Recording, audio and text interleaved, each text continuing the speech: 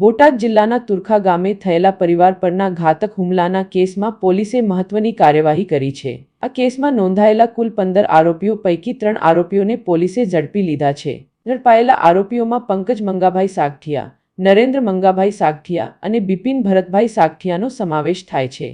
Botad DYSP Manisha Desai police કાફલા સાથે ત્રણેય આરોપીઓને ઘટનાસ્થળે લઈ ગયા હતા, જ્યાં તેમની મદદથી ઘટનાનું રિકન્સ્ટ્રક્શન કરાવવામાં આવ્યું અને હુમલા સંબંધિત મહત્વની માહિતી મેળવી હતી।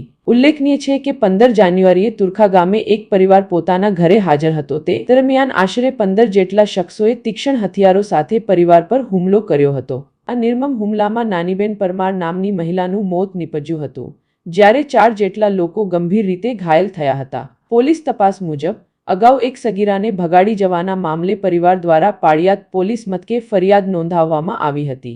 આ ફરિયાદની રંજ રાખીને આરોપીઓએ હુમલો કર્યો હોવાનું શંકાસ્પદ કારણ સામે આવ્યું છે। આ મામલે પોલીસે 13 નામજોગ તથા અન્ય 2 અજાણ્યા શખ્સો સહિત કુલ 15 લોકો સામે ફરિયાદ નોંધીને વધુ તપાસ હાથ ધરી છે।